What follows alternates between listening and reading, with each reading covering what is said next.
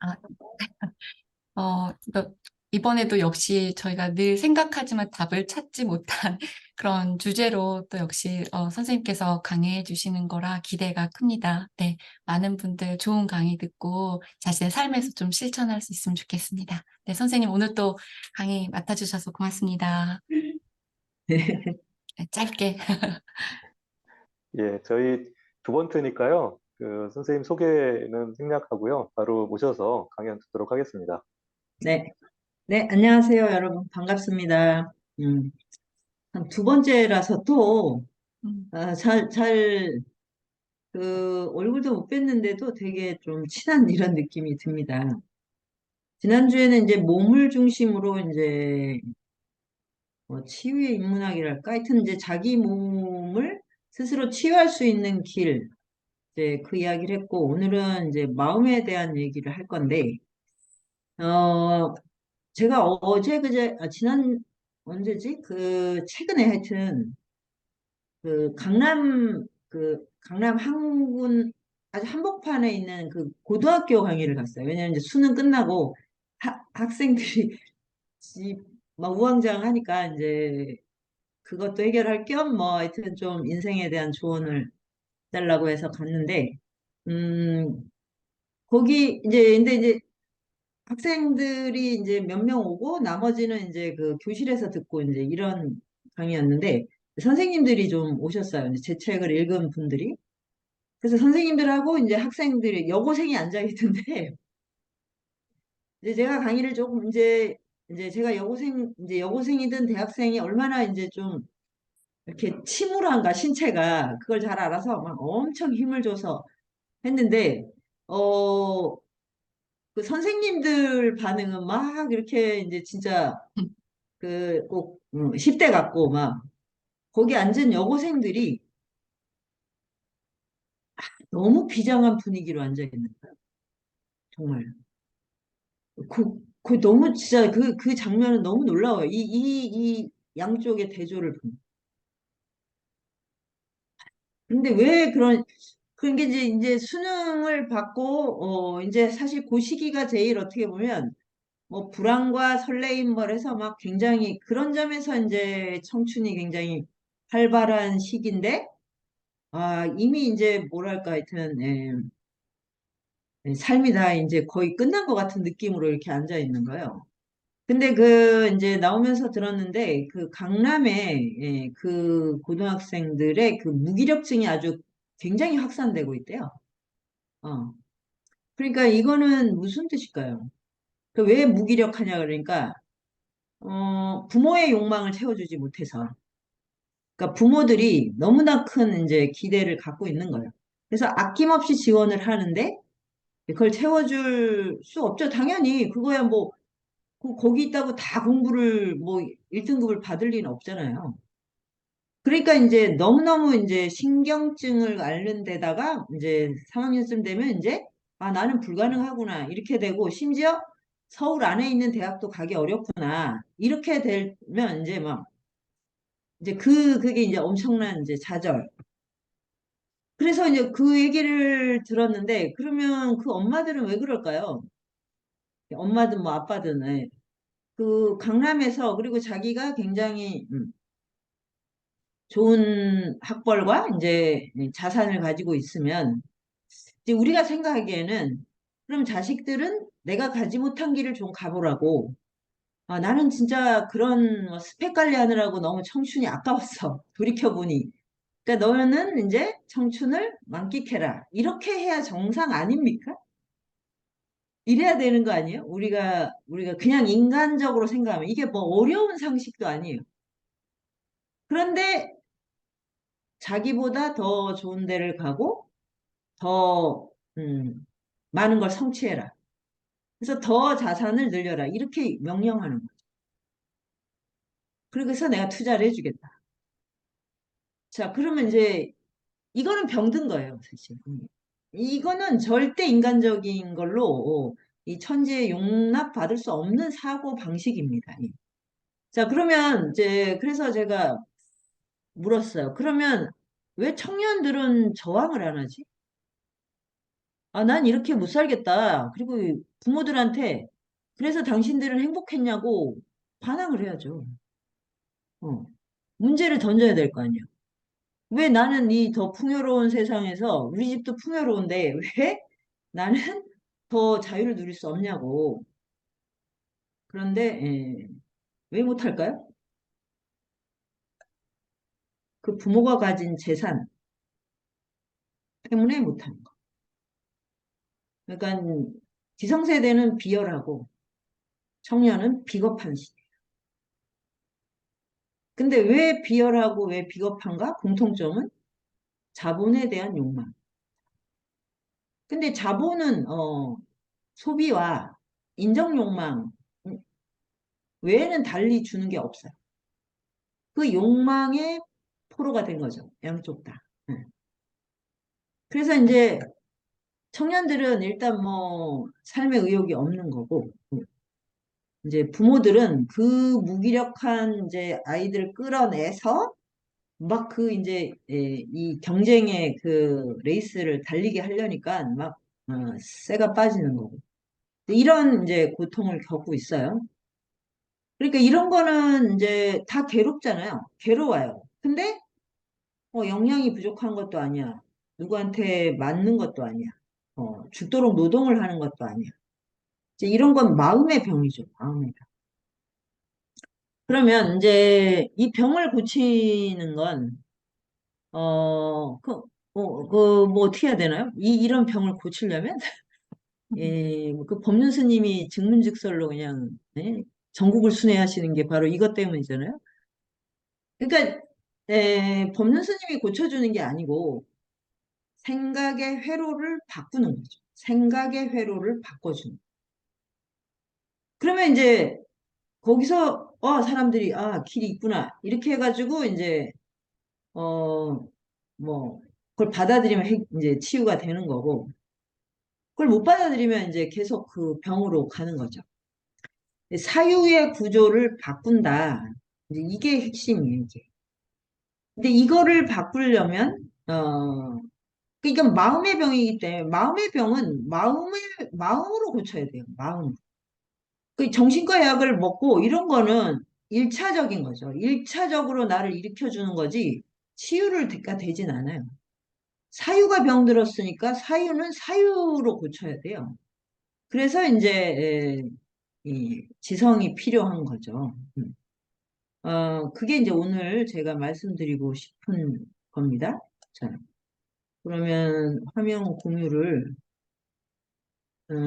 제가 이거를 예전에 SBS 무슨 그 비즈 이런 데서 강의를 했던 것 같은데 그래서 이 PPT를 그 방송국에서 엄청 못 들어지게 만들어줘서 약간 좀 부담스러워요. 지난주하고 이게 좀 클래스가 다른데 저 같은 사람이 쓰기는 약간 그렇습니다. 그러니까 사유와 그 마음이 욕망으로 가득 차 있어서 멈춰지지가 않으니까 병이 들죠. 그 병이 들면 우리가 그게 이제 아픈 상태인데 왜 아픈 게 괴롭냐면 자유가 없어서 부자유해서 구속이 돼서 그래서 이제 그러면 사유의 구조를 바꾸고 이제 그 인식의 어떤 틀을 깨야 되는데 그래서 이제 여기서 벗어나야 이제 치유가 되는데 그럴 때 이제 이 지성이 필요해요. 근데 현대인들은 지성이 없어서가 문제가 아니거든요. 아는 게 너무 많고 정보도 넘치고 그다음에 뭐 우리나라는 특히 이제 학벌이 높아서 인테리가 아주 많아요. 강남은 더 하겠죠. 그래서 이 지성이 이제 많이 오염된 거 아닌가? 지성을 오히려 욕망을 증식하는 대로 쓰고 있지 않나? 그래서 이제 이거보다 훨씬 심오하고 원대한 거, 그걸 이제 영성이라고 합니다. 그래서 이제 제가 요런, 이게 이제, 우리 시대는 지금 지성에서 영성으로의 전환이 필요하다. 이제 이렇게 보는 거고요. 그러니까 21세기는 이제 20세기하고 아주 다른 시대고, 그게 뭐 디지털, 인터넷이 펼쳐놓은 세상이죠. 그래서 이제 세상이 다 연결이 돼서 이제 정보가 세계를 움직이고 있는데, 그것 때문에 이제 많은 이제 20세기적 질곡도 해소가 되긴 했죠. 이제 정보가 다 오픈이 되면, 그런 어떤 이제, 차별이라든가, 뭐가 하여튼, 뭐, 폭력적인 어떤 비민주적인 행태 이런 건 할 수가 없어요. 정보가 다 노출이 돼 있기 때문에. 그러니까 우리가 20세기에 그렇게 독재가 가능했던 건 정보가 차단이 돼 있었던 게 굉장히 큰 이유였던 거죠. 그래서 이제 이렇게 초고도 연결망이 형성이 돼서 이제는 뭐 이제 동물권까지 이제 주장할 정도로 이런 세계가 열리는 거죠.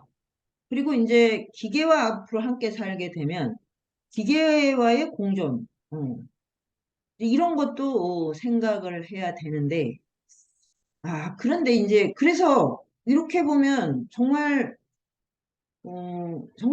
인간의 삶이 이토록 확장된 적이 있었나 싶어요, 실제로. 보통 사람이 어마어마한 정보력을 갖게 됐잖아요. 그 인터넷이나 스마트폰 하나만 갖고 있어도. 제가 이거를 아주 실감을 했던 게, 저기 뭐죠?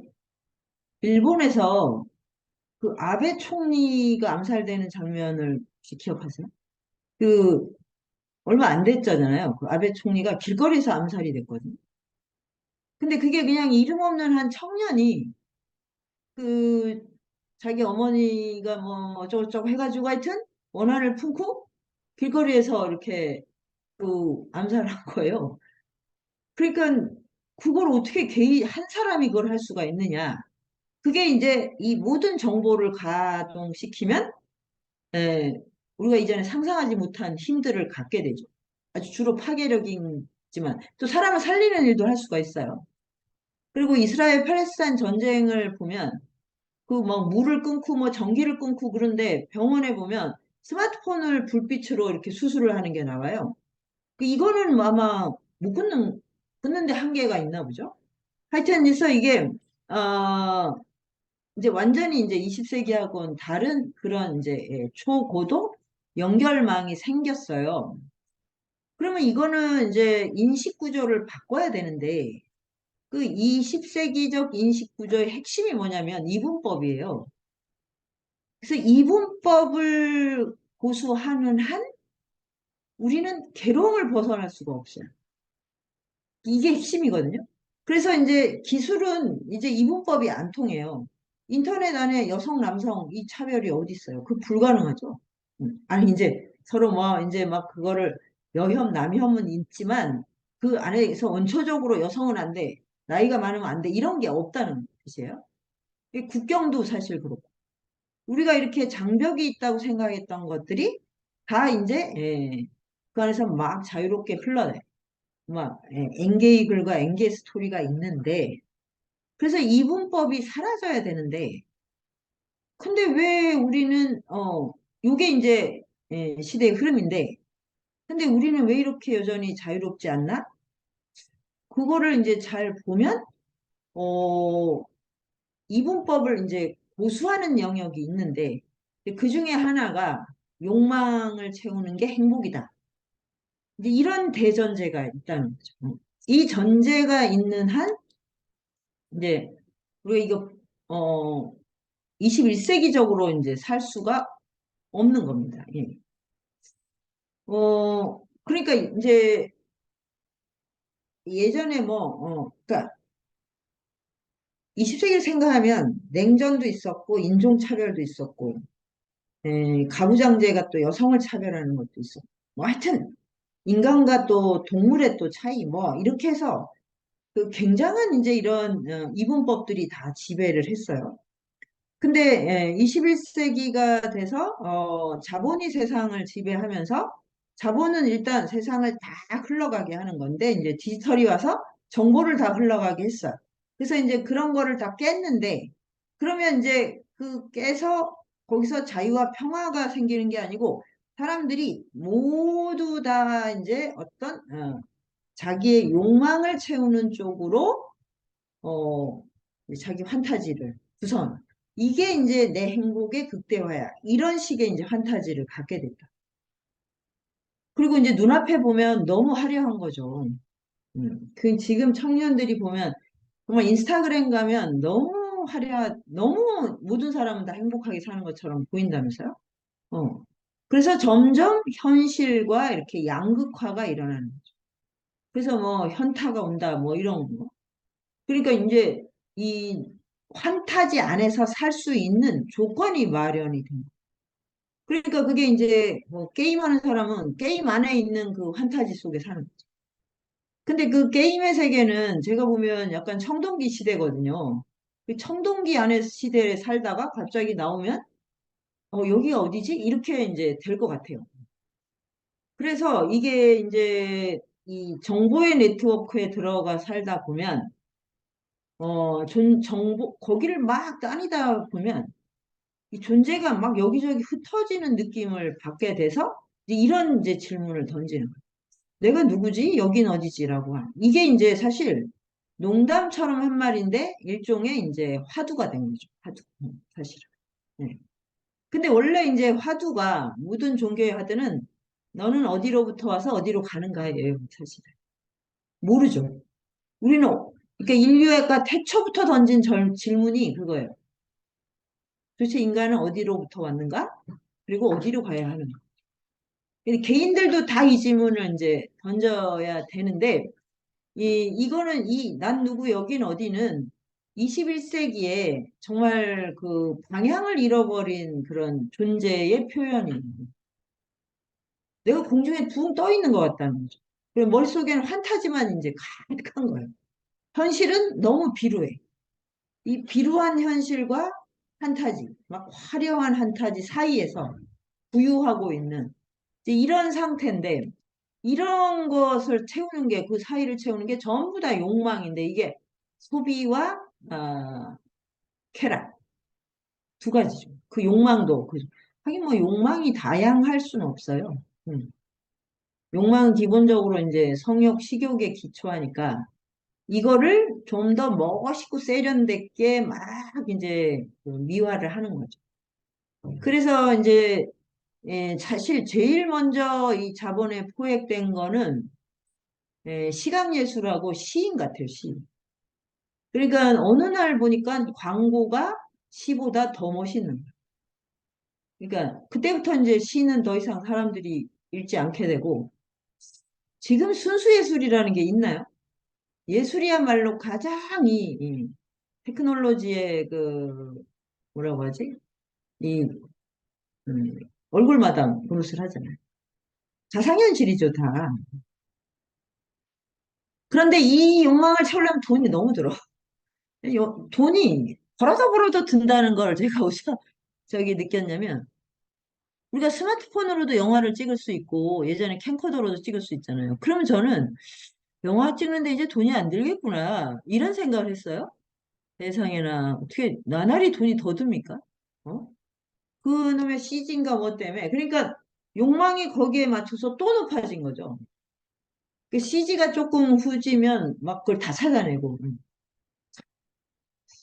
그러니까 막 이게 끝도 없는 거죠. 그 텔레비전 광고를 보면 막 그 뭐 표범의 이 막 코털까지 세 개 막 그려지고 그러잖아요. 근데 테레비가 그렇게 화면이 생생해야 됩니까? 그 왜 그래야 되는지 잘 모르겠어요. 그렇게까지 화면이 저렇게 멋있고 화려해서 막 새 깃털까지 헤아릴 수 있어야 되냐? 있어도 우리가 그걸 감지도 못해요, 사실. 실제로 그 세렝게티 초원을 간다고 동물을 그걸 있는 그대로 보지도 못해요. 우리의 시각은 근본적으로 제한돼 있거든요. 볼 수 있는 게 제한돼 있다고, 완전히. 그래서 우리가 볼 수 있는 만큼밖에는 세상을 구성할 수가 없는데, 막 그냥 무한대까지 그 시각을 확대하는 이 기술을 개발하고 사람들이 그런 텔레비, 그런 영상이 있어야 된다고 생각을 하는. 그러니까 돈이 너무너무 많이 들죠. 그래서 이렇게 하는 한 이건 욕망의 포로지. 자유를 얻을 수가 없다. 자유가 없어요. 그러면 여기서 핵심은 뭐냐? 아, 이 욕망을 따라가서는 자유가 없구나를 아는 알미예요. 지적인 각성이 필요하죠. 근데 이제 알고 싶지 않고 알지 못해요. 그리고 모른다는 사실을 몰라요. 그래서 욕망은 계속 증식. 그래서 우리가 이제 겪는 어떤 마음의 괴로움의 모든 원천은 무지다, 무지. 무지에서 탐욕과 분노가 일어난다. 이거죠. 이게 한 쌍인데 가장 원천적인 게 무지라는 거예요. 그래서 왜 알지 못한, 그러니까 제일 먼저 알아야 되는 건 소크라테스의 너 자신을 알라. 그 너 자신을 알라 전에 뭐냐면 나는 아무것도 모른다를 알아. 그 소크라테스가 이미 3000년 전에 그러니까 아무것도 모른다. 무지의 지. 여기에서 이제 영성이 열린다. 이렇게 봤어요. 소크라테스. 그럼 가장 먼저 해야 되는 건 무지를 타파해. 음. 그래서 이제 이 길로 가려면, 그러니까 이거는 욕망을 벗어난다는 나라는 존재를 치유하는 거. 그러면 일단 알려고 해야 돼. 예. 대체 왜 이렇게 살아야 하지? 라고, 그러니까 그러려면 이제 질문을 해야겠죠. 나는 왜 아픈가? 그러니까 지금 강남 사람들은 질문을 안 하는 거죠. 그래서 정말 이게 보통 문제는 아니에요. 저기 우리나라 전체를 보면 강남에 사니까 뭐 저런 대가를 치르지 이렇게 할 문제는 아닌 게 정말 너무너무 비슷한 패턴의 병을 알아요. 이제 저희 가미당에 이제 오는 청년들을 보면 거기 막 그 공기업이나 이런 데서 막 잘 나가고 뭐 밖에서 너무 잘 나가는 일을 한 사람들은 거의 100%에 가까운 질병이 불면증이고 그리고 열이 위로 떠서 갑상선, 유방암 이런 것들을 알아요. 이게 너무 공통적인 패턴이에요. 놀라울 정도. 열심히 살았던 청년들. 그냥 정말 취직이 안 돼서 열심히 못 산 청년들은 좀 약간 열등감은 있지만, 그 지경은 아닙니다. 예. 열심히 살한 대가가 그거라는. 그러면 이제 왜 나는 아픈가? 이렇게 잘 살았는데 왜 아픈가? 라고 질문을 해야죠. 그래서 이제, 그만큼, 이제 그걸 찾아가는 만큼, 자유를 얻게 되는데, 이제 제가 이제 인문학 강의를 이제 시작해서, 아미당에서 이제 12년, 이제 수유 넘어서 한 10년, 그러니까 20년이 넘었잖아요. 그래서 초반에는, 우리나라의 이제 최첨단의 지식이 프랑스 철학이었어요. 푸코나 들레즈 가따리. 에, 그, 하여튼 그 부류의 이제 철학자였는데, 그러니까 그걸로도 그만큼으로도 이제 뭐라고 할까, 이 포스트모더니즘이니까 21세기적 상황이나, 여기서 이제 방향을 어떻게, 사유의 방향을 어떻게 잡아야 된다, 이런 거를 이제 가능할 수가 있었어요. 그래서 이제 그거를 이제 열심히 이제 배우고 막, 그거를 이제 우리가 쉽게 얘기하면 이제 노마디즘이라고 할 수 있는데, 그렇게 해서 이제 가다가 제가 개인적인 이유로도 몸이 좀 아프고 뭐 이제 그 공동체에서도 좀 변화가 있어갖고 동의보감 공부를 하고 그다음에 주역 공부를 하고 불경을 배우면서 특히 불경이 그런데 그걸 배우면서 그런 시간이 지났잖아요. 이제 그 철학으로 치유되기가 어렵구나. 거기에 이제 좀 도달했어. 아니 그리고 결국 철학은 그 영적 지혜로 가게 돼 있어요. 소크라테스가 사실 그런 존재거든요. 철학으로 선과 지혜로 간 존재거든요. 철학의 아버지이자 사실 이제 우리가 말하는 종교적 지혜의 아버지인 거예요. 근데 동양은 애초부터 이제 이렇게 모든 철학, 유불도가 다 영적 그런 지혜에서 시작을 통찰이죠, 통찰, 영적 통찰. 그런데 이제 이제 학문이 네, 와서 서양 근대 학문이 와서 이렇게 쪼개지면서 철학은 이제 종교를 빼게 되고, 그 다음에, 뭐, 인문학 그러면 이제 뭐, 좀 문학이나 뭐, 이런, 이제 그, 역사나 이런 식의 인간사 중심으로 되면서, 이게 범위가 좀 줄어들어온 거예요. 그랬는데, 이 지성은 결국 그 뭐냐면, 영적 통찰에서 기인에 꼭 글로 가게 돼 있어요. 근데 어느 순간에, 이런 으로 지금 청년들의 문제가 해결되지 않겠다. 그러니까 일단 몸들이 다 아프게 돼 버렸어요. 그 전에는 이제 인식이나 우리 개념, 어떤 구호, 명분의 문제라고 생각했는데 이제는 그냥 생리가 지금 다친 거예요, 생리. 그냥 부자들 이제 돈 때문에 자본이 사람들의 삶을 망쳤어. 뭐 사람들을 막 그냥 욕망을 향해 치닫게 됐어. 이런 게 아니고 생리를 이미 다치게 하고 있어요. 그런데 제가 이제 최근에 그 스위트홈이라는 드라마를 잠깐 이렇게 스케치를 하다가 아, 욕망이 저 지경까지 갔구나. 그 욕망이 이제 튀어나오면 다 괴물이 되는 거죠. 얼마나 지금 이게 강해졌으면 입에서 막 괴물이 나오고 막 손이 막 그냥 어, 막 이런 변형이 되는 개 생명체로 변형이 되는 거를 그걸 이제 드라마로 만들 지경이 된 거죠. 그러니까 이거는 이제 그냥 철학 인문학으로 해결될 문제가 아니다. 그러면 어떻게 해야 되냐면 이제 에, 더 심오한 심층으로 가야 돼요. 그게 이제 아마 현대 이제 지성의 이제 불교가 이렇게 그 축이 된 이유이기도 해요. 불교는 종교라기보다는 심리학이자 이제 인식론인데 인간의 마음에 대한 가장 심오한 탐구를 했기 때문에 이거는 뭐 어떤 종교의 틀을 넘어서 이제 21세기에 그 어떤 방향, 비전을 주고 있는 게 아니냐. 이렇게 생각이 되고 실제로 저희 가미당에서 이제 가미당에 온 이제 청년들과 이렇게 이제 생활하다 보니까 이 지금 청년들에게 이 정처 없는 마음에 방향을 주려면 이거는 그냥 뭐 철학적 인식론 갖고는 이건 도저히 불가능하다. 네.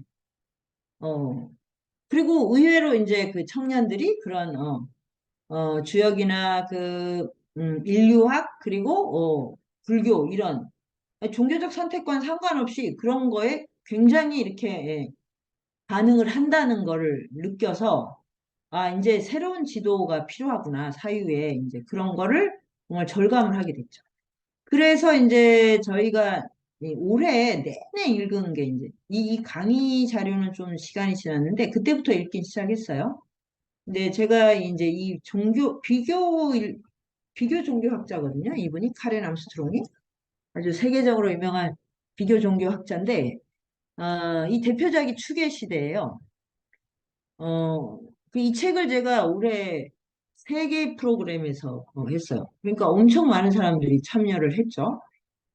그 내용이 이제 뭐냐면, BC 5세기.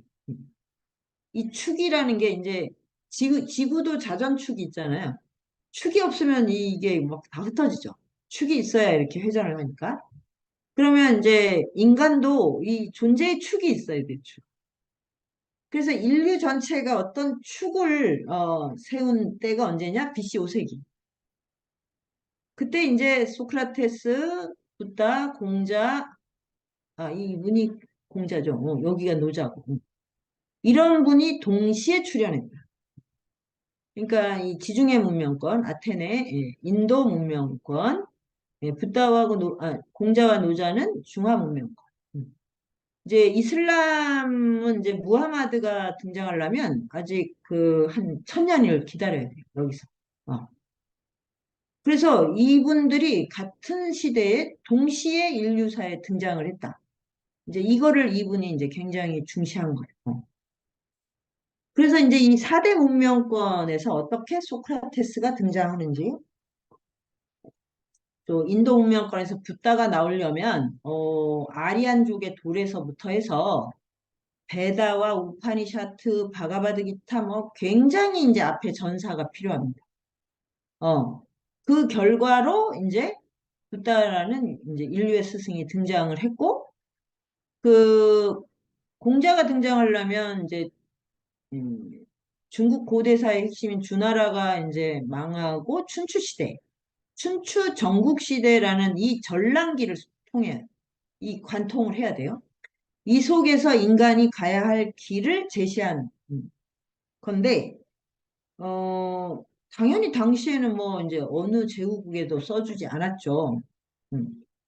근데 이제 나중에 이제 중화문명권 이제 역사 내내 최고의 스승으로 이제 자리매김을 했죠. 근데 이제 공자는 이 기본적으로 이 천하를 조화롭게 태평하게 다스린다는 전제가 있어요. 근데 그러면 여기 빠진 게 뭐냐면 생사의 문제가 빠져 있어요. 그거를 노자가 담당한 거죠. 무의자연. 그러다가 나중에 불교가 중국에 오면서 이제 유불도가 통합이 되면서 살아서 이제 세상에 참여할 때는 공자로, 예, 자연으로 돌아갈 때는 노자로, 생사의 비전을 탐구할 때는 불교로. 이런 식의 이제 길이 열린 거죠. 이런 길이 없었다면 인류는 여기까지 오지를 못합니다. 근데 우리가 20세기에 와서 너무 이거를 많이 잊어버렸어요. 그래서 우리한테 남는 길은 성공해서 자본을 확대하는 거, 화폐와 노동밖에 안 남는, 이게 어떻게 비전이 될 수가 있습니까? 네. 그 이미 추계 시대의 이 경전을 보면 철기 시대 때, 인간은 태어나서 죽도록 일하다가 낮에는 죽도록 일하고 밤에는 피로에 쩔어서 나가 떨어지는 이런 삶을 살고 있구나 하는 비탄이 나와요. 근데 지금이 그러고 있잖아요. 그래서 이게 정말 이제 그런 시절 그렇게는 살 수 없다. 그래서 인간은 이 훨씬 더 이거보다 나아가고 진화된 삶, 예, 자유와 해방의 삶이 가능하다라고 이제 그 길을 찾은 분들이 이분들이요. 제가 이제 이 공부를 이제 예전부터 하다가 어느 순간에 이분들의 이제 공통점을 제가 하나 발견을 했어요. 이제 시대도 같다 이거는 뭐 그런데 이 전부 다 직업이 없으시더라고요. 그래서 제가 백수가 미래다라는 이제 그 구호를 외칠 때 가장 고귀하게 산다는 건 직업이 없는 거예요. 지금 앞으로 아마 저는 미래는 직업 자체가 줄어드는 것도 있지만 사람을 직업을 통해서 자기를 증명하는 시대가 끝날 거라고 생각해요. 직업은 그냥 그때그때 변하는 거고 나는 어떤 사람이야. 이게 더 나의 인생의 방향은 뭐야. 이거를 더 내세우는 시대가 올 거라고 저는 확신해요. 그게 이제 백수가 미래라고 하는 이제 그런 저의 이제 구호인데 구호가 이제 시작이 된 게 이분들 때문에. 소크라테스는 직업을 갖지 않았고 스스로 자발적으로. 붓다는 왕자지만 이제 출가를 했고. 그냥 완전히 탁발승이 됐으니까 모든 걸 버렸죠. 공자는 세상에 참여하라고 했으나 써주지 않았고, 노자는 뭐 아예 그냥 이, 이 세상사를 다 초연하게 본 분이니까. 근데 이 제자들이 이제 인류사의 사상사를 장식한 분들인데, 대부분 서양 철학자들도 직업적으로 성공한 분들이 별로 없고 직업이 없거나 결혼을 안 했어요. 신기하게. 철학자는 수도사가 아닌데도 결혼을 안 한 분들이 많아요. 여기는 이제 승가 공동체 이제 공자의 제자들도 이제 우리나라 뭐 이제 조선의 이제 성리학자도 다 공자의 제자들이죠. 뭐 노자나 장자는 뭐 말할 것도 없이 이제 죽음조차도 아주 호쾌하게 호련히 뛰어넘을 수 있는 그런 경지 이런 거를 이제 찾아냈던 거죠. 그래서 이제 여기에서 새로운 길을 열어야 된다라고 이제 이 분은 이제 주장을 한 거예요. 왜 이거를 썼냐면 2002년에 그 9.11 테러가 일어났잖아요. 그게 이제 이슬람 문명하고 이제 기독교 문명이 이제 아주 정면으로 충돌해서 엄청난 이제 살상이 벌어지고 그 이후에 그 결과로 뭐 이라크 전쟁도 일어나고 뭐 하여튼 이제 또 어마어마한 폭력이 일어났거든요. 그래서 이제 이분은 비교 종교학자로 이 두 문명권에 대한 어떤 이렇게 가면 폭력의 악순환밖에 없다. 사실 그렇죠. 지금도 그거죠. 이스라엘 팔레스타인 전쟁은 지금의 결과로 끝날 수가 없어요. 저거는 2000년이 넘은 악순환이에요, 악순환. 그러니까 내가 지금 전쟁에 우리나라가 이겨 이런다고 될 문제가 아니에요. 내 후손들은 다시 또 피해 보복을 당해요. 어느 쪽이지? 어. 그러니까 이걸 언제까지 할 것인가 이제 이런 생각을 할 때가 됐죠, 우리가. 근데 아직 인류가 거기까지는 이제 진화를 못한 건데, 그래서 이분은 어쨌든 그 사이를 이제 좀 조정과 하해를 시켜보려고 이제 이런 책을 쓰고 이후에도 엄청나게 많은 책을 냈고 우리나라에서 또 다 번역이 돼 있어요. 그게 참 정말 이제 지성이 이 세계 평화에 어떻게 관계 맺는가를 이제 보여주는데 일단 이제 우리가 이거를 읽어야 다른 문명권을 이해를 하고 아, 우리 문명권의 어떤 전제나 상식만 주장하면 악순환이 계속된다. 이 정도는 이제 사유할 수 있어야 되겠죠. 근데 어쨌든 이거는 이제 문명 전체 얘기고 이분들은 각 개인의 삶에 어떻게 사는 게 가장 자유롭고 행복한 삶인가에 대한 길을 다 열어주셨거든요. 이거를 참조해야죠. 아주 훌륭한 지도가 나와 있는데 왜 그 지도는 보지 않고 왜 세상은 이렇게 깜깜하고 어둡냐 그러면서 그냥 그 욕망을 추구하다 좌절해서 괴물이 되고 하는 이렇게 사는 면 그게 이제 무명인 거죠. 요게 이제 하나의 이제 길이라면 또 하나의 길이 이제 제가 최근에 이제 최근 몇 년 사이에 코로나 때 이제 발견한 게 이 데이빗 봄의 양자역학. 이제 양자역학 자체는 지금 굉장히 이제 일반화가 됐고 뭐 교양의 한 중심이 됐죠. 그런데 이제 이 양자역학자들이 이 얘기도 참 하면 이제 아인슈타인부터 참 과학사에 정말 그렇게 역동적이고 드라마틱한 장면이 많다는 걸 알고 제가 정말 과학을 너무너무 좋아하게 됐어요. 근데 학교 다닐 때는 과학을 왜 이렇게 재미없게 배웠을까? 어, 그래서 그래서 이제 생각이 든 게 왜 교과서를 그렇게 재미없게 만들까? 저는 이게 우리나라뿐 아니라 전 세계 교육개혁이 아주 핵심이어야 된다고 생각해요.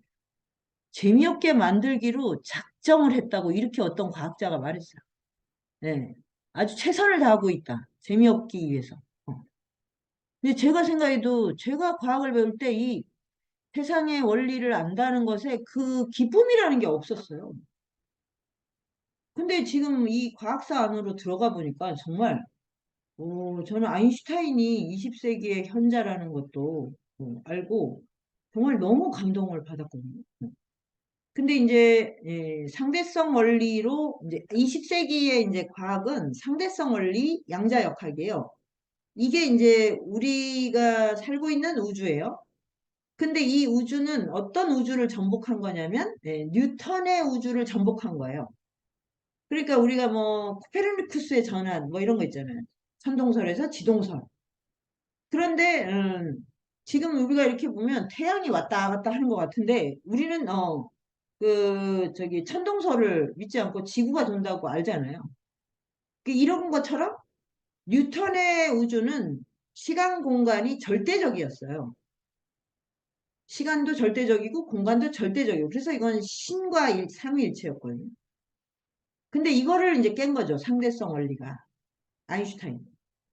그래서 시간, 공간, 질량, 에너지, 중력, 가속도가 서로 다 맞물려 있는 세계가 우리 앞에 펼쳐졌어요. 그리고 이제 이 빅뱅하고 무한대 은하계가 우리 앞에 펼쳐졌는데 이런 세계를 우리가 이제 살고 있어요. 이거는 완전히 다른 세계인데 이게 이 아인슈타인이 이걸 다 발견한 게 1915년이니까 20세기 초죠. 20세기 초에 진짜 엄청난 일이 있었던 거죠. 그런데 그 다음에 이제 양자역학이 시작이 돼서 이거는 이제 상대성 원리는 무한대의 거시세계인데 양자역학은 무한소의 미시세계가 열린 거예요. 그 양자는 뭐 이거는 원자 밑에 있는 거거든요. 원자를 구성하는 뭐 에, 원자핵, 그다음에 양성자, 중성자, 전자 막 이 세 개거든요. 이거는 우리는 절대로 이거를 이 눈으로 볼 수 없죠. 그래서 이 양자의 세계가 열렸는데 이게 열리고 나서 과학자들이 너무 놀란 거예요. 이거는 우리의 일반적인 이 논리 구조로는 절대 이해할 수 없는 세계인데 증명이 되고 있으니까. 그리고 이제 실제로 이 지금 우리 스마트폰이나 지금 우리가 줌으로 이런 걸 하는 게 다 양자역학의 덕분이거든요. 그래서 이거를 그러면 이걸 어떻게 해석해야 되느냐라고 하면 과학자들은 침묵합니다. 그냥 그런 줄 알아. 그 이상은 질문하지 마. 그런데 이제 이 데이비드 봄이라는 과학자는 어릴 때부터 천재 과학자였는데 이 과학은 영성과 분리될 수 없다는 걸 굳게 믿은 사람이에요. 그런데 이게 왜 중요하냐면 제가 과학자들의 이야기를 쭉 보면 과학자들의 스타일이 뭐냐면 새로운 걸 발견을 해서 엄청난 부와 영광을 얻는 그러면 근데 그런 과학자들은 대부분 엄청 성격이 이상해요. 너무너무 개팍하고 변태적이고 그러니까 이제 그냥 기술자인 거죠, 기술자. 그래서 이걸로 부를 엄청나게 얻는다. 그게 이제 하나의 틀인데 이분은 어릴 때부터 과학을 너무 좋아했는데 과학은 인류를 이롭게 해야 한다라고 믿었던 거예요. 이게 아인슈타인하고 너무 연결되는 거죠. 아인슈타인은 진짜 우리가 상상할 수 있는 거 이상으로 종교적 이타심을 가진 존재예요. 아주 놀라운 수준이에요. 예. 그런데 그래서 이 사람은 양자역학이 보여주는 세계를 자기의 이제 영적 탐구로 연결을 해서 그 크리스나무리트라는 그 20세기의 종교 지도자가 있어요. 들어보셨을까요? 크리슈나무르티. 이제 인도가 나온 그런 성자인데, 하여튼, 그분하고 만나서 엄청난 많은 대화를 나눕니다. 예. 그분은 영적인 그 깨달음에 대한 이야기를 하고, 이제 데이비드 봄은 이제 양자의 세계를 얘기해서 이 둘이 어떻게 상호작용하는지. 이런 이제 그 영상도 많이 남아있더라고요. 그래서 하여튼 이거 이제 양자역학을 어느 날 배우면서 데이비드 봄이라는 이 분을 만나게 돼서 이거를 이제 막 시작을 했고 이제 굉장히 본격적으로 이제 공부를 하려고 하거든요. 그러니까 동의보감도 물리와 이제 물리의 법칙, 봄, 여름, 가을, 겨울, 어, 관심, 비패신, 오장육부 그리고 희노애락, 애워욕 하는 이런 행로가 연결되어 있다라고 하는데 지금 현대도 사실 양자역학이나 상대성 이론의 원리와 에, 그걸 통한 이제 우리 몸의 원리하고 마음의 행로가 서로 이렇게 삼중주를 이룬다. 이제 이거를 아는 게 이제 굉장히 중요하다는 거죠. 그래서 여기에서 이제 삶의 방향과 실천이 나오는 게 윤리인 거죠. 그러니까 우리가 윤리적으로 살기 위해서는 이런 식의 통찰이 없이는 불가능해요. 더구나 지금같이 이렇게 경쟁과 이기심이 가득한 시대에 내가 왜 윤리적 존재가 돼야 되지? 또는 윤리가 뭐지? 아예 이거에 대한 이제 불감증도 되게 많습니다. 근데 이거를 내가 내 삶의 윤리를 스스로 설정할 수 있으려면 이제 저런 통찰이 결합이 돼야만 이제 흔들림 없이 이 세계의 그 자연의 법칙과 내 삶을 일치시키려는 이런 걸 해야만 우리가 이제 욕망이라는 카오스에서 벗어날 수가 있다. 요게 이제 제가 이 공부를 통해서 이제 하나 발견한 거고, 예, 이또 하나가 이건 지난주에도 또 얘기를 했던 건데, 우리는 너무 머물러서 살려고 한다. 디지털은 머무름이 없는 세계거든요. 유동성의 세계죠. 이 천지는 유동하는 것이 특징이에요. 그래서 동양에서 도란 무엇인가? 그러면 이렇게 말해요. 유동하는 마음. 그리고 이제 그게 유명한 금강경에 나오죠. 머무름 없이 마음을 내라. 그러니까 마음을 내는데 머무르면 안 돼요. 그리고 왜 그래야 되냐? 그러면 이제 제일 쉬운 게 하늘을 보면 돼요. 하늘. 하늘은 그 텅 비어 있는 것으로 우리를 존재하게 하는데 이제 구름이 많잖아요. 구름도 있고 밤에는 별도 뜨고 그런데 구름이 똑같은 구름을 보신 적 있어요? 단 한순간도 똑같은 구름은 없어. 예. 그리고 어떤 먹구름도 지나가면 거기 흔적이 남지. 그게 바로 유동하는 길이거든요. 그러면 인간도 사실 저 하늘 같은 마음을 갖고 태어났거든요. 근데 육체 안에 갇혀 있어? 그냥 하늘처럼 돼야지 인간은 자유를 얻어요. 진정한 자유는 거기죠, 사실. 그러려면 어떻게 해야 되냐면, 이제, 머무름이 없어야 되는데, 우리나라는 또 아파트 공화국이라, 참, 그냥, 영혼까지 집에다가 아파트죠. 저기, 그 집이라기보다 아파트죠, 아파트. 그래서 이제 이 삶의 인식의 구조가 정주민, 그냥 어디, 그냥 집에서 그냥 움켜쥐고 이렇게 살려고 하기 때문에 괴롭고 아프다. 삶은 길이에 있는 거고, 생명은 기본적으로 귀리를 걷는 거죠. 귀를 걸어야 이제 접속을 하고, 소통을 하고, 내가 변형이 되고 확장이 되고.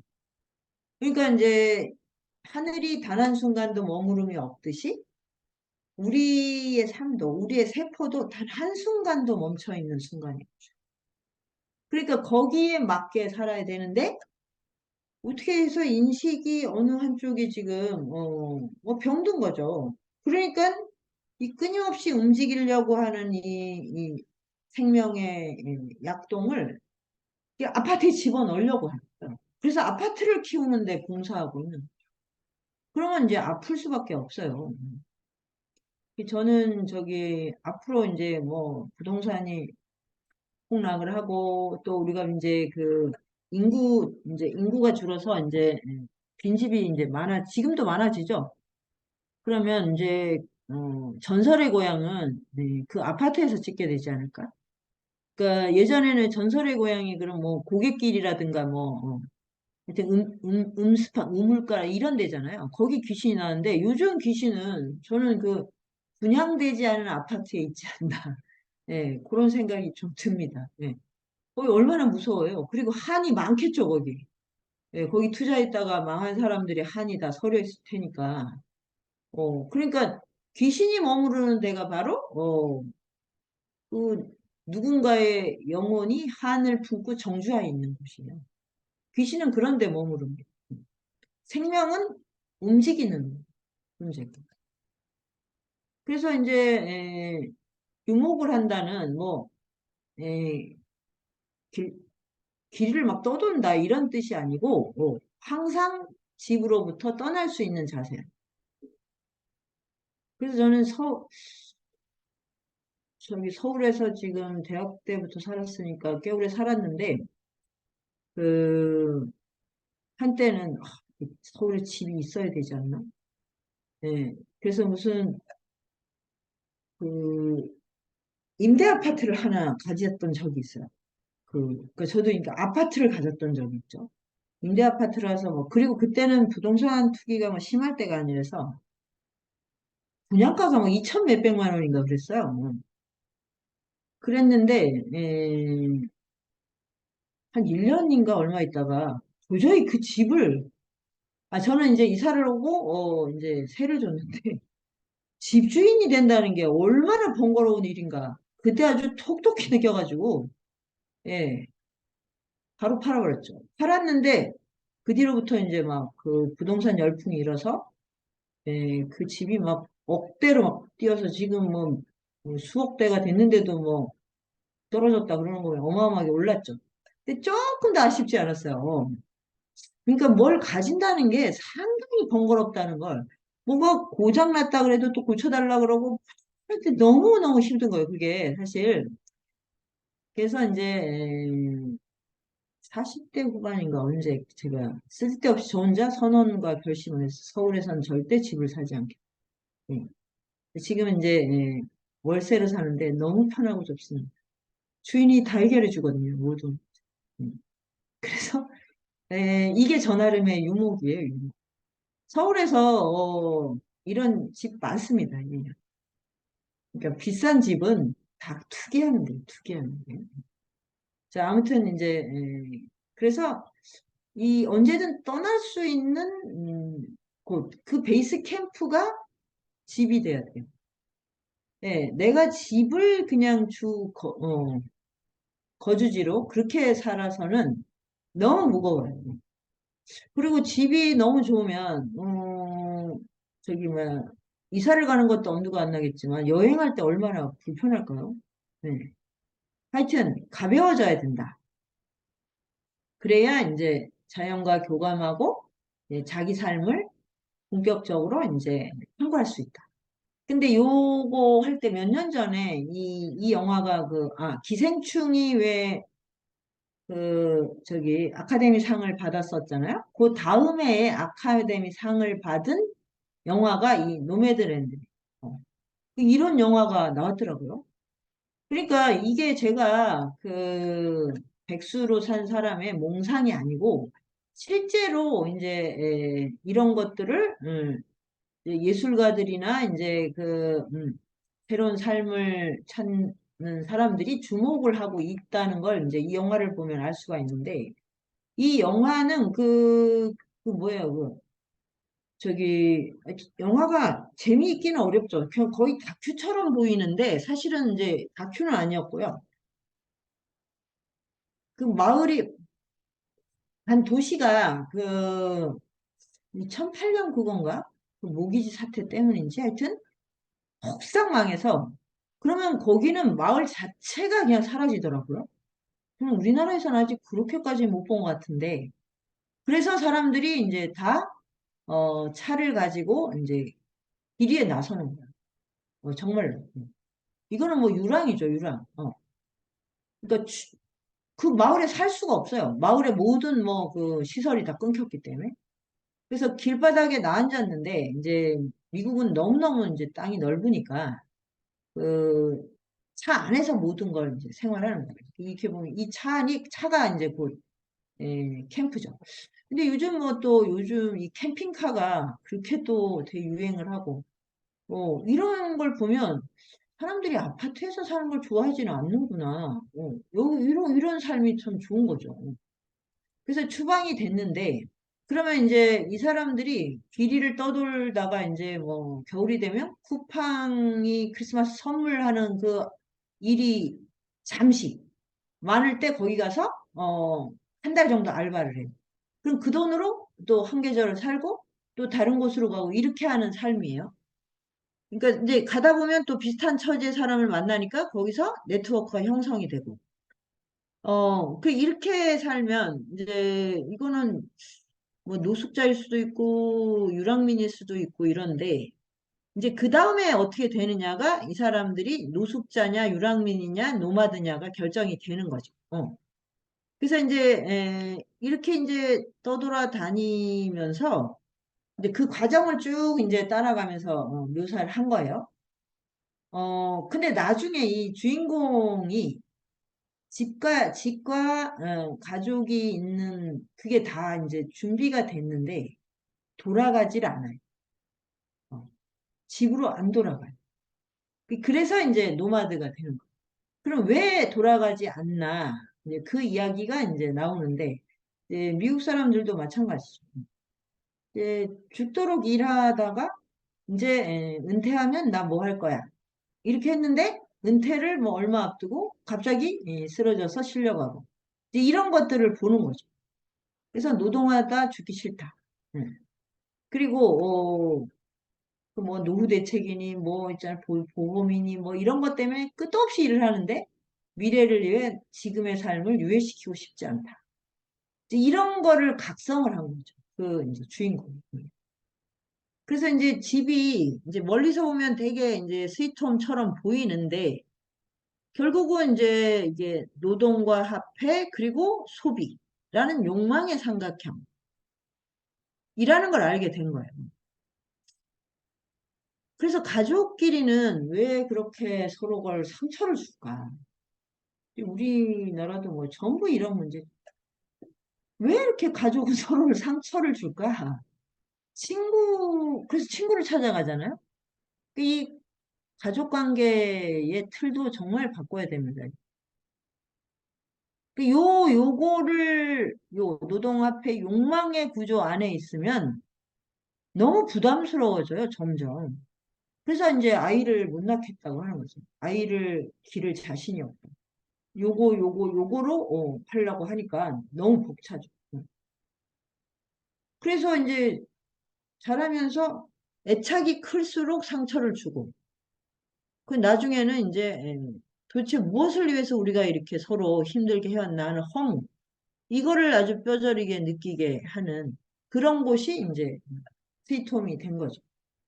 그래서 아마 스위트홈이라는 드라마가 저렇게 괴물들이 날뛰는 저는 제목을 보고 그 제목하고 내용을 보고 너무 놀랐어요. 얼마나 지금 가족들이 힘들면 저런 드라마가 다 나오지, 세상에. 예. 자, 그래서 이제 이런 집의 따뜻한 품으로 돌아가고 싶지 않다. 예. 그게 이제 주인공의 마지막 결정이에요. 그러면 이 사람은 처음에는 추방이 됐지만 나중에는 스스로 그 길이로 탈주한 자가 되죠. 이게 노마드예요. 그래서 내 욕망의 포인트가 어디 있느냐, 여기가 이제 노마드냐 아니냐가 핵심이죠. 그래서 그 들레즈 가따리 책에 보면 노마디즘에 대한 이야기가 많은데 앉아서 유목하기 이런 말도 있어요. 그러니까 막 돌아다닌다가 핵심은 아니고 사유 구조가 끊임없이 흘러갈 수 있느냐, 유동할 수 있느냐, 요게 핵심. 자, 아무튼 이제 이렇게 해서 이거 다 끝났나? 여기군요. 이제 요렇게 이제 하는 요 두 가지 이제 사유의 구조.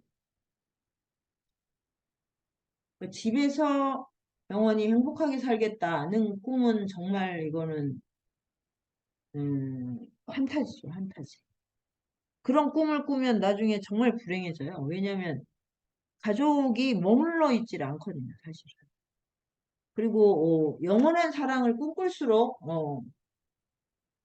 어, 엄청난 이제 절망, 비극의 파토스를 맛보게 됩니다. 네. 그런 전제로부터 벗어나는 거, 이게 이제 내 영혼을 치유하는 길이거든요. 그래서 이제 저는 이렇게 이제 요약을 할 수 있어요. 길 위에서 길 찾기를 해야 된다. 인생은 길이죠, 길. 집이 아닙니다, 집. 어, 죽으면 이제 저승길을 간다 그러지, 저승집을 가지 않죠. 계속 끊임없이 길 위에 있는 거예요. 길 위에서 나의 길을 찾는데, 이제 기준을 이렇게 삼는 거죠. 비전은 욕망에서 자유로. 그러니까 이제 우리가 먹고 살아야 되고, 뭐 집도 필요하고, 이제 돈도 필요하고, 이게 다 맞아요. 그런데 내 인생의 궁극적인 목적은 자유다. 이걸 잊지 말으시오. 그걸 포기를 하면 안 됩니다. 지금 어렵고 어쩔 수 없다. 이런 얘기로는, 이게 내 삶이 지켜지지가 않고, 나이 든 다음에 이걸 하겠어. 절대로 안 돼요. 나이 들면 체력이 떨어져서 안 됩니다. 네. 그러면 어떻게 되냐. 삶을 탐구해야죠. 그래서 이제 이제는 이제 그러니까 인류가 이제 굉장히 이제 수준이 좀 높아지기도 한 거예요. 그리고 유튜브에 뭐 상대성 이론, 양자역학, 뭐 온갖 동서양 철학, 인문학 다 있잖아요.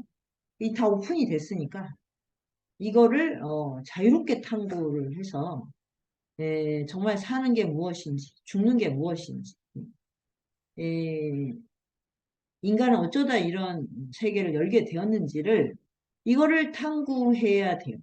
이걸 탐구하는 것 자체가 자유를 향한 길이에요. 답을 얻기 전에 이미 나는 그 길에 들어서는 거예요. 이걸 탐구하는 동안은 욕망에 노출이 안 되거든요. 욕망에 휩쓸리질 않아요. 그러니까 이걸 탐구를 안 할 때는 하루의 대부분이 다 욕망에 끄달려요. 그래서 이거를 조율할 수 있어야 되고, 그리고 이 욕망이 무엇을 위한 것인지를 항상 기억을 하셔야 됩니다. 어, 정주하기 위한 건가? 큰 아파트에서 머무르면 좋나? 이게 진짜 좋은가? 이렇게 이제 실용적으로 따져보는 거죠. 그래서, 어떤 삶의 방식을 지향할 것인가.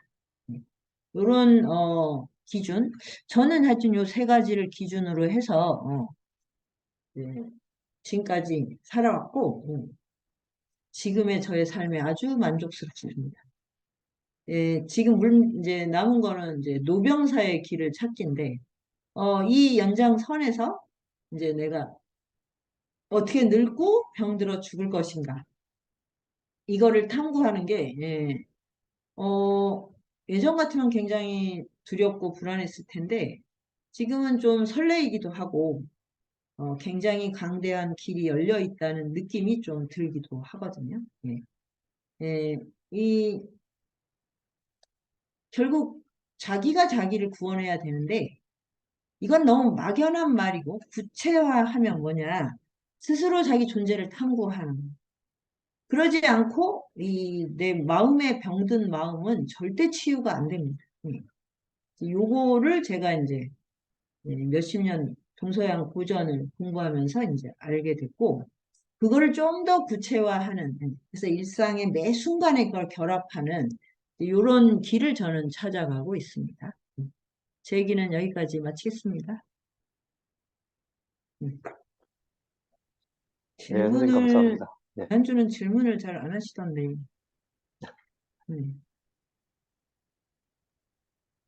오늘 많은 분들이 좀 들어오셔서 질문을 해주시면 좋을 것 같아요. 네, 고민보 선생님 진행해 주세요. 예, 어, 강연 잘 들었습니다. 지난주에 이어서 또 이번 주에는 선생님의 삶의 비전과 또 실천의 방향에 대해서 이야기를 들었습니다. 강연 내용이나 또 선생님에 관해서 궁금한 게 있으시면은 자유롭게 질문해 주시면 좋겠습니다. 음, 음. 저 질문 좀 하고 싶은데요. 화면을 좀 켜고 하시면 안 될까요? 얼굴을 잠시만요. 보고 싶습니다.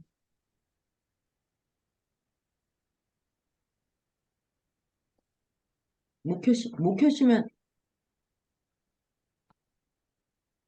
잠시, 그냥 하세요. 네. 아, 네네.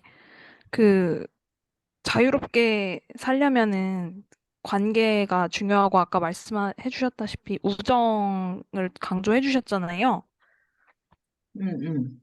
네, 그래서 근데 인간관계를 할 때 갈등이 생기는데 갈등이 나를 굉장히 불편하게 만드는데 사람이 있는 곳에서는 어디든지 갈등이 생길 수밖에 없지 않나 이런 생각을 하거든요. 그럼요, 그럼요. 네네. 근데 이 갈등을 좀 어떻게 받아들여야 하고, 어떻게 슬기롭게 좀 조율할 수 있는지가 궁금하고, 또 나와 잘 맞지 않는 사람과는 어떻게 좀 관계를 이어가야 할까? 나와 잘 맞지 않는 사람과도 친구가 될 수 있나? 이런 게 좀 궁금합니다. 음, 그, 이게 어떤 식의 이제 그 관계인지, 이게 동창인지 아니면 동호회인지 뭐 아니면 어떤 일을 함께 하는 건지 거기에 따라 또 좀 다를 것 같은데, 그냥 일반적인 친구인가요? 그냥 근데 예를 들면은 선생님께서 활동하시는 공동체에서도 나하고 잘 맞는 사람이 있을 수도 있고 잘 맞지 않는 사람도 있을 수 있잖아요. 아니 공동체는 일단 이제 길을 함께 가는 거잖아. 이게 전제가 돼 있잖아요. 그러니까 함께 길을 가는 건데 이제 스타일이나 체질이 엄청나게 다르죠. 그러면 이제 뭐 이렇게 그러면 어떻게 하냐면 길을 함께 간다는 전제 하에서 좌충우돌하는 거를 피하질 않아요. 그리고 왜냐하면 그렇게 안 하면 우리는 변화가 안 돼요. 그게 절차탕화하는 거예요, 자기 자신을. 그러니까 우리가 되게 성격이나 이런 게 완성돼 있다고 생각하지만 전혀 그렇지 않아요. 굉장히 우리는 거칠고 조야해요. 감정 구조도 굉장히 어린애 같고, 예, 그 막 울퉁불퉁합니다. 우리 모두가 다. 어. 그래서 이게 나는 조화로운데 저 사람은 이런 게 아니에요. 그래서 그 부딪히고 이러는 걸 우리는 가미당은 일단, 그걸 다, 오픈한다. 솔직하게. 진솔함이 제일 중요한. 그거를 달리 방법은 없어요. 그러면 이제 막 그 감정의 회오리가 막 일어나잖아요? 이거를 즐겨야 돼요, 사실. 그러지 않으면 어떻게 배웁니까? 그러니까 왜 우리가 이제 드라마 많이 보면 드라마의 주인공들이 엄청 갈등을 겪잖아요. 남의 갈등은 즐기면서 구경만 하잖아요. 나는 절대로 안 바뀝니다. 성숙이야. 성숙. 저가 만약에 공동체를 안 했으면 저는 제가 어떻게 지금 상상을 못 하겠어요. 내가 옳지나 유치하게 살 것인지가 상상이 안 돼요. 근데 자기를 숨기겠죠. 숨길 수 있잖아요. 응. 네. 그래서 사람과 함께 살아야 된다. 그러니까 뭐 대표적인 게 사실 남녀가 결혼한다는 거 아니겠어요? 그거는 별과 별의 행성의 충돌이죠, 사실은. 거기 어디 조화와 평화가 있어요. 근데 그걸 다 피해가면 나는 생명활동을 못해. 그래서 이런 관계라면 뭐 사실 쉽죠. 공동체는 아주 기본적인 윤리만 있으면 돼요. 일단 진솔해야 돼. 속이면 안 돼. 말을 에둘러 하거나 뭐 나는 사실 그렇지 않았다. 이게 제일 나빠요. 내 뜻은 그게 아니었다는 변명. 그래서 우리가 처음에 한 그 가장 처음에 이제 한 공동체 시작하고 얼마 있다가 제일 먼저 만든 윤리가 변명은 필요 없어였어요. 네. 그 다음에 지금은 이제 뭐냐 흔적을 남기지 마. 예. 그래서 뭐 흔적을 남기지 않는다는 게 뭐냐면 공간에 대한 최고의 윤리죠. 자기가 먹은 거 자기가 싹 정리하고. 그래서 이제 원위치에 갖다 놓으면 다른 사람이 쓸 수 있잖아요. 예. 그리고 시간을 어기지 않는 거죠. 시간을 지키지 않으면 흔적이 남잖아요. 와서 변명을 해야 되잖아요. 자꾸. 그러니까 변명할 조건을 안 만드는 거죠. 가능한 한. 그러면 그 사람은 설령 이제 약속을 어겨도 이해를 하죠. 아, 저 사람 아주 중요한 일이 있었을 거야. 근데 뭐 대부분은 습관입니다. 습관. 지각도 습관, 뭐 어지르는 것도 습관. 근데 습관을 고쳐야 되거든요. 교육의 핵심은. 음. 그래서 이제 그게 아닌 그냥 개별적인 차원에서는 그냥 저는 저와 같이 길을 가지 않는 사람은 일단 안 만나요. 스타일이 맞고 안 맞고 그게 뭐 중요한 게 아니라 다른 삶을 사는데 뭐 만나면 할 얘기도 별로 없고 얘기하면 어색해지죠. 그 고민이 맨 그냥 아파트랑 뭐 이런 건데 그 뭐 어떻게 동조를 해줄 수도 없고 그게 옳다고 해줄 수도 없고 어 그러니까 지금 이 지원 씨인가? 지원 씨가 생각하는 관계가 제가 구체적으로 뭐냐에 따라서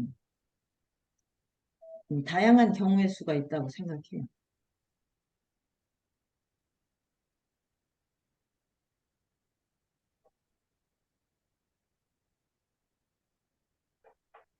어, 저도 하나 말씀드리고 싶은데요. 이제, 선생님께서 오늘 주제로 욕망에서 자유로워져야 된다고 말씀하셨고, 또 여러 성인들을 예로 들면서 사실은 그분들이 정말 진리를 추구하고 어떤 직업을 갖지 않았고 선생님 말씀에 따르면 백수의 삶을 살았는데 사실 여기 있는 대부분의 사람들은 각자의 역할에서 자기의 일들을 하고 있고 또 사회에서 어떤 사람들은 또 그런 일들을 해야지 이 사회가 돌아가잖아요. 그래서 선생님 말씀처럼 그렇게 다 그냥 이런 구차한 것들로부터 벗어나서 자유롭고 싶고 또 이런 걸 그러고 싶지만 현실적으로 사실 그러지 못하잖아요. 가정을 또 가지고 있고 또 직업을 가지고 있고 그래서 그냥 지금의 자리에서 그럼에도 불구하고 우리가 욕망에서 자유로울 수 있는 어떤 하나의 팁, 방법을 말씀해 주신다면 물론 선생님처럼 살고 싶지만 그러기가 되게 어렵잖아요. 대부분의 사람들은. 그랬을 때 어떤 조언이라든지 이런 그런 롤 모델이 있어요, 역사적으로. 음. 간디예요, 간디. 아.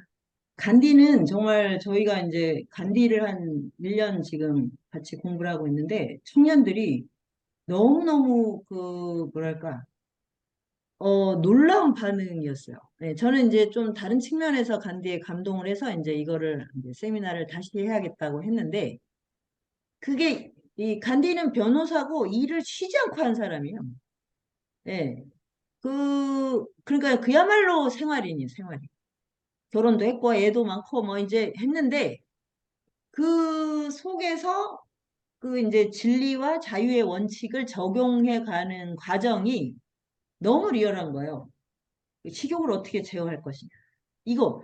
그래서 그 간디를 읽고 나서 담배를 끊어야 되나? 이렇게 생각하는 사람이 있고, 지난주에는 그 세미나 회원 중에 중년 남성이 있었는데, 아, 식욕의 제어가 정말 중요하구나를 알게 돼서 자기 하루를 굶었다는 거예요, 하루를. 이런 일을 누가 시킬 수 있습니까? 세상에? 그랬는데 하루를 굶는 동안 많은 유혹을 겪어다가 자기 이걸 이제 견디다가 그 짜파게티 냄새에 그냥 무너져가지고 이제 와르르 무너져서 이제 예, 실패했다고. 그런데 그거 시도했다는 것 자체가 놀랍지 않아요? 그리고 자기의 성욕이 어떤가? 내가 이렇게 성욕이 심한데 이런 얘기를 막 하면서 그 자기 자신을 돌아봐요. 음. 그러니까 이제 공자나 이제 붓다는 사실 들어가면 거기 너무너무 리얼하게 일상이 들어가요. 근데 이제 거기 들어가는 입구는 좀 그러니까 근데 간디는 20세기 사람이니까 우리랑 같은 거의 동시대거든요. 1948년에 죽었으니까. 근데 그걸 다 기록해놨어요. 변호를 할 때. 변호사인데 엄청나게 많은 변호를 하고 돈도 엄청 많이 벌었어요. 근데 변호를 해야 되는데 부당한 기준을 정하는 거예요. 이렇게 하시면 돼요. 나는 절대 부당한 사건을 맡지는 않겠다. 그 이제 죄를 진 사람을 변호하지 않겠다는 거죠. 그랬는데 자기가 이제 믿고 이제 변호를 하는데 의뢰인이 실수를 한 거예요. 그 결정적인 증거에서. 그러면 어떻게 하냐면 이 증거를 없는 걸로 하자. 이렇게 하는데 간디는 이것도 법정에서 진솔하게 이야기하고 이게 실수라는 걸 설득해야 된다. 그렇게 해서 그걸 관철을 합니다. 그러면 이제 모든 사람이 저 사람이 하는 말은 진실이야. 이걸 믿어요. 이래서 저기 독립운동의 아버지가 된 거예요.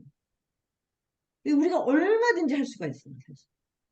자유를 향한 어떤 그 실천.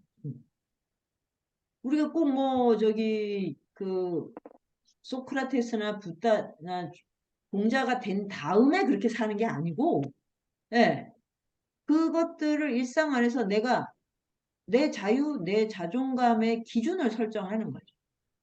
이거는 내가 절대 타협하지 않겠다.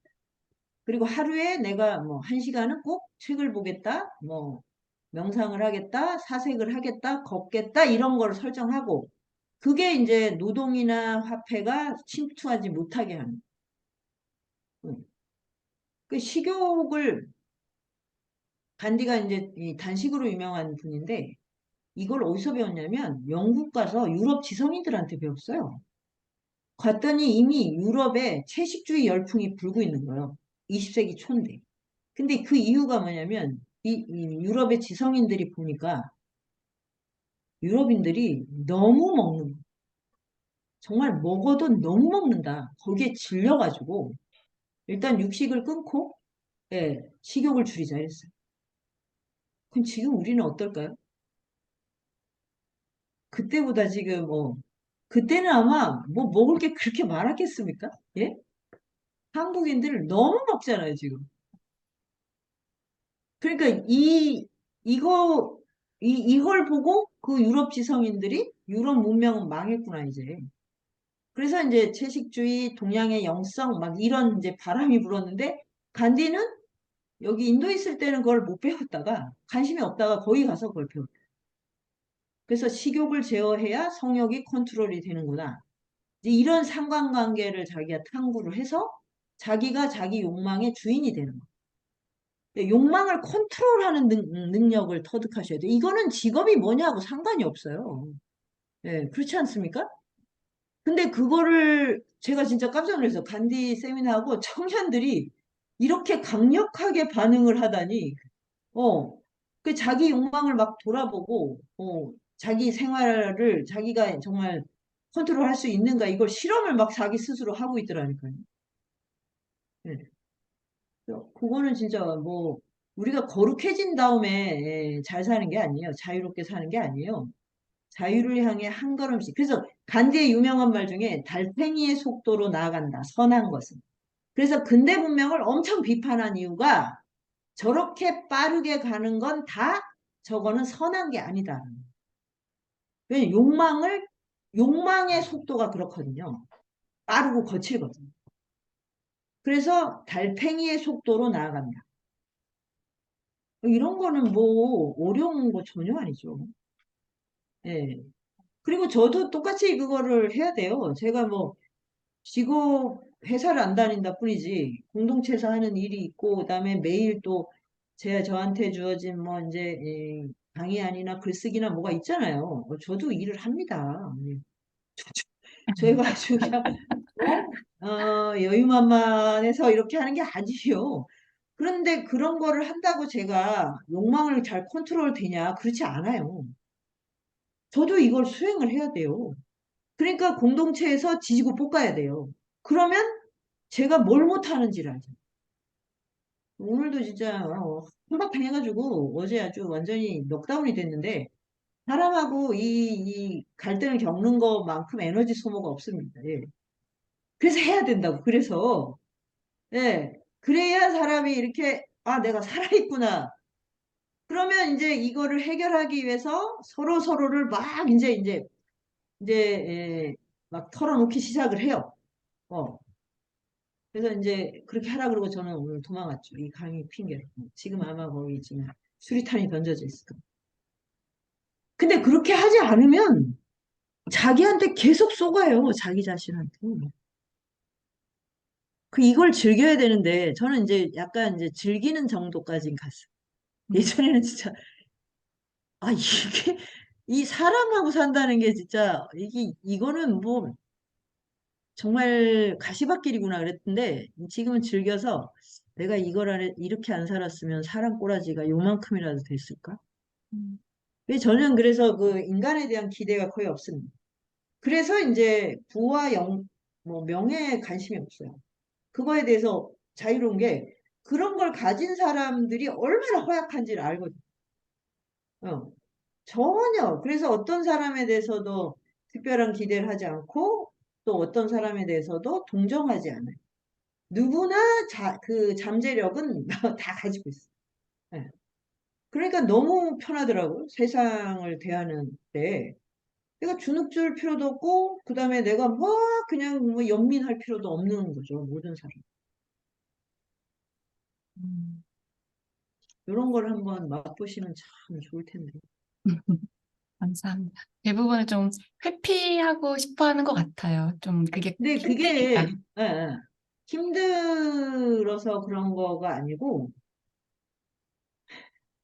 그리고 도망갈 데가 있어서 그래요.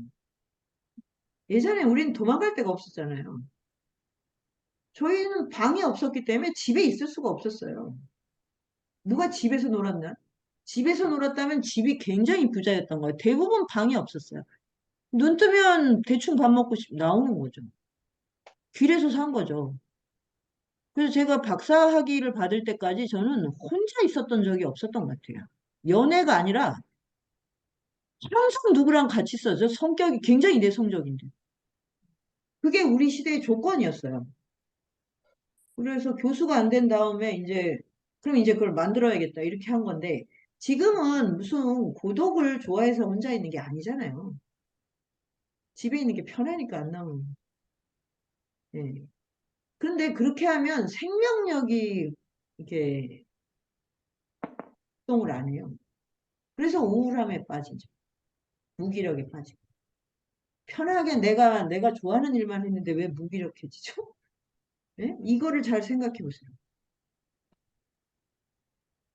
김진희 예, 선생님. 네. 예. 선생님 채팅에 질문이 들어와 있는데요. 김진희 선생님이 지금 이게 마지막 질문이 되지 않을까 싶습니다. 보이시나요? 네.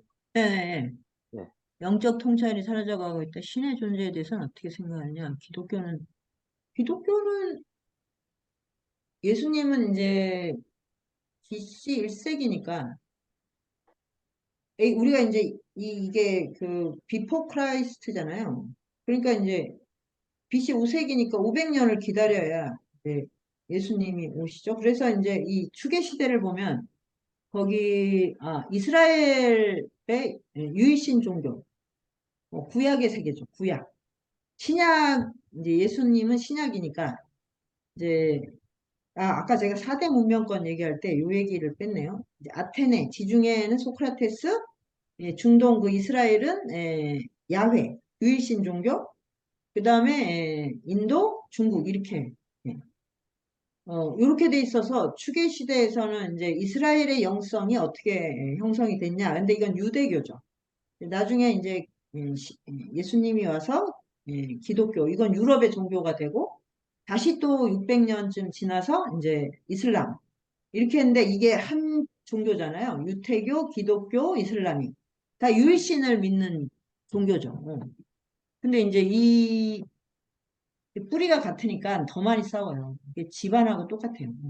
형제들이 자산이 많으면 형제들이 싸우잖아요. 그것처럼 그 뿌리가 같은 종교 셋이 죽도록 싸우고 있는 거예요, 지금. 그래서 기독교의 영성은, 그러니까 좀 후반기에 나오는데, 당연히 이제 기독교의 영성을 다루죠. 그래서 대표적인 분이 이제 이 간디하고, 그 아인슈타인하고 동시대에 토마스 머튼이라는 분이 있어요. 그분을 통해서 이제, 기독교적 신앙, 그게 어떻게 이제 이 세계의 평화와, 그 화해, 이런 것으로 가는가 하는 거를, 공부를 하고는 있습니다. 근데 신의 존재에 대해서는, 이거는 지금 제가 뭐라고 설명을 해도 지금 이게 만족스러우실 리가 없고, 그러니까 유일신하고 이제, 그러면 유일신이 인격신인가? 그러면 이제 자연과 인간 넘어 있는 초월자인데, 이제 이거를 인정할 것이냐? 아니면 자연 내부에 있는, 그, 자연 내부에서 작동하는 신. 그러면 이거는 자연의 법칙이거든요. 법칙을 신으로 삼을 것이다. 이게 이제 큰 차이가 있어요. 인격신이라고 했을 때, 이제 생기는 이제 문제하고, 또 이 인격신이 아닌 인간 안에 있는 이제 성령의 힘, 이 충만함, 이제 이런 이제 이것으로서의 이제 그리스도 이렇게 할 때는 이런 걸 영지주의라고 또 있어요. 하여튼 그래서 이제 초월적 인격신이냐 아니면 자연의 법칙으로 존재하는 신이냐 아니면 내부의 이 성령의 충만함으로 작용하는 그거는 인격신이 아니라 성령 그 자체가 되겠죠. 하여튼 뭐 이런 식의 이제 그 차이들이 있는데 지금 일반적으로 이제 교회를 가면 대부분은 그냥 인격신이 되죠.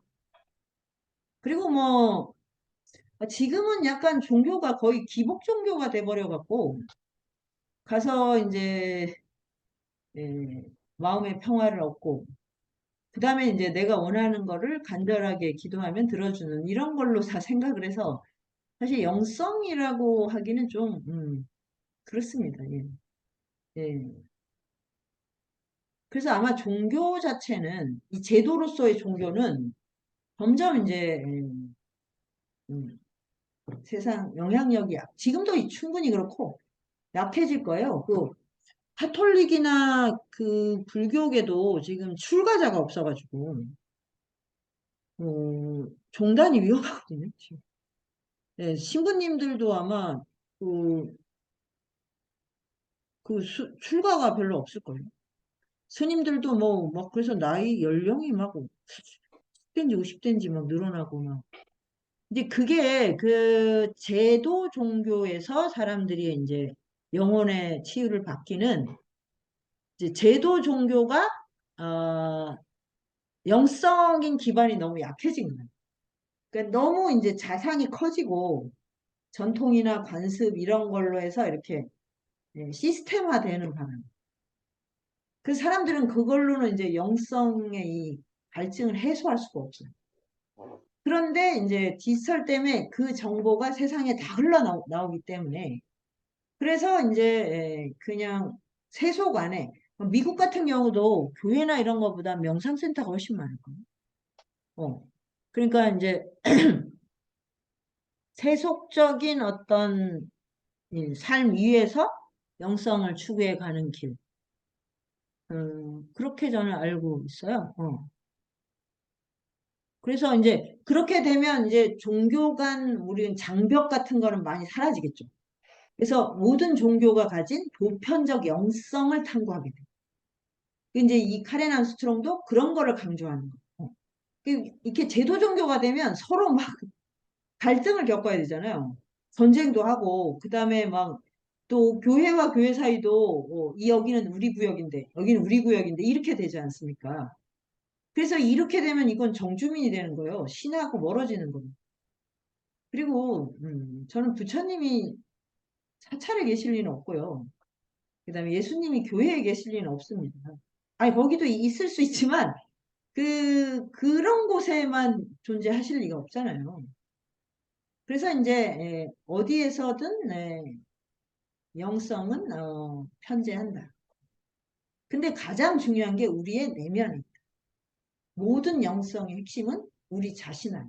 우리 안에 없다면, 무슨 신 자체도 증명할 수 없어요. 신이 존재한다면 그 신은 내 안에 있어요. 우리는 모두 우리 자신 안에 있는 신성을 일깨우고, 그걸 향해 나아가야 이제 자유와 해방의 길이 있다. 이게 이제 지금 보편 종교가 하나같이 얘기하는 말이죠. 됐습니까? 예, 선생님, 또 강연하시고 질의응답 해주셔서 감사드립니다. 시간이 또 선생님 보내드려야 될 때가 된 것 같습니다. 그러면 예, 2주에 걸쳐서 또 바쁘신데 강연해 주셔서 너무 감사드립니다. 네, 여러분 수고 많으셨어요. 네, 고맙습니다. 언젠가 길이에서 직접 네, 직접 만나서 손을 잡을 수 있게 되기를 네, 바랍니다. 예. 네, 선생님 그리고 선생님들 고맙습니다. 너무 저기 수고 많으셨어요. 네, 네, 네, 고맙습니다. 네.